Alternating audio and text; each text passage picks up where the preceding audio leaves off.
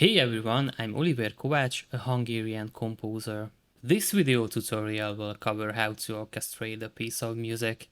I'll show you practical examples of how I orchestrated a melody in 3 different ways.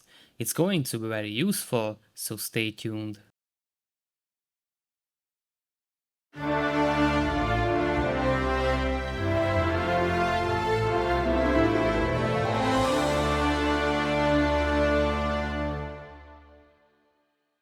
In my first example, the French horn is the main instrument. Let's start by talking about the horn itself. The French horn is a brass instrument with a pitch range from B1 to F5. It's a transposing instrument, meaning it sounds at a different pitch than written, specifically a perfect fifth lower.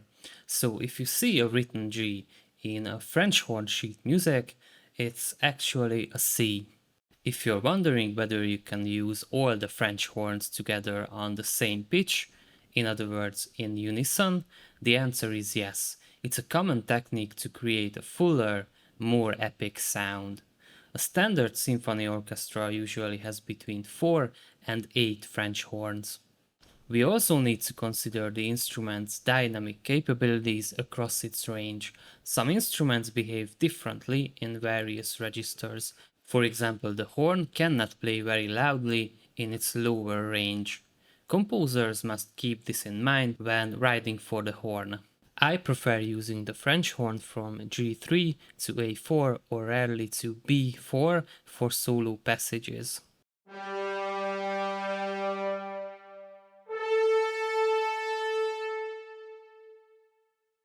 Now let's talk about the actual orchestration.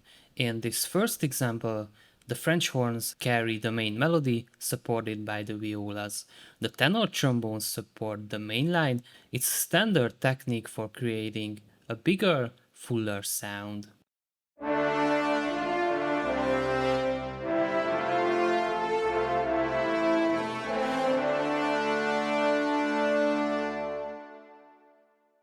The first and second violins play above the main instrument, while the cellos and double basses provide the bass foundation. Interestingly, the cellos often follow the lower voice of the tenor trombones. This isn't a mistake. Sometimes overlapping voices can sound perfectly natural if handled wisely. The bass trombones double the cello part, while the tuba plays together with the double basses.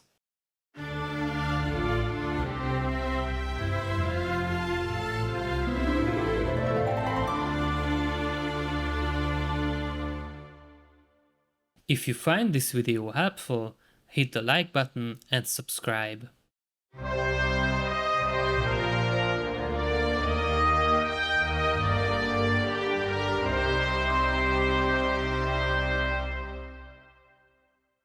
In the second example, the main instrument is the B-flat trumpet. Like the horn, it's a transposing instrument. It sounds a major second lower than written. I've also created an orchestral doubling with one of the oboes, which helps soften the trumpet's sharp tone. The trumpet's range extends from E3 to C6. The trumpet can't play very softly in its highest register, so writing piano or pianissimo passages up there isn't realistic. In contrast, the lowest register has a wide dynamic range, though the tone is less bright and penetrating.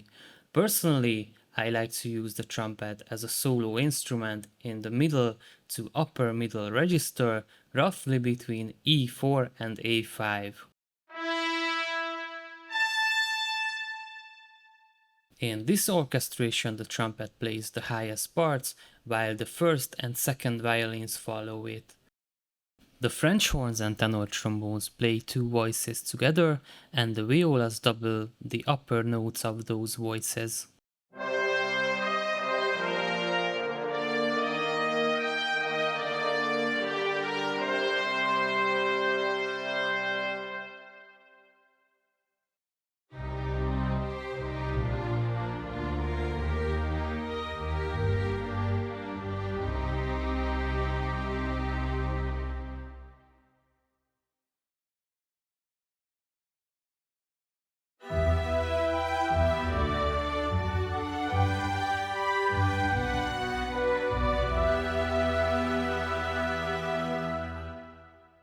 In the third example, the main instrument is the flute, supported by the first violins.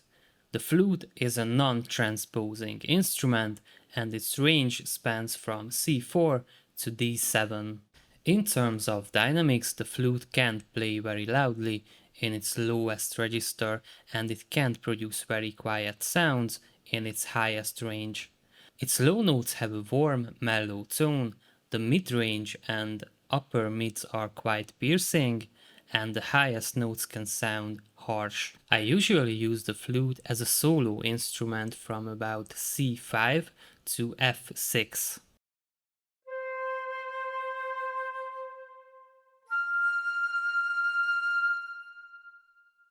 In this example, the piccolo and one of the flutes play the highest notes. As I mentioned earlier, the first violins and flutes carry the main melody.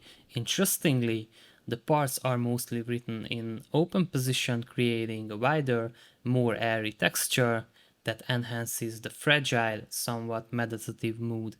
I also use two other orchestral doublings, one of the oboes doubles the second violins, while one of the clarinets plays with the violas. The cellos and double basses provide the bass foundation, mostly playing pizzicato.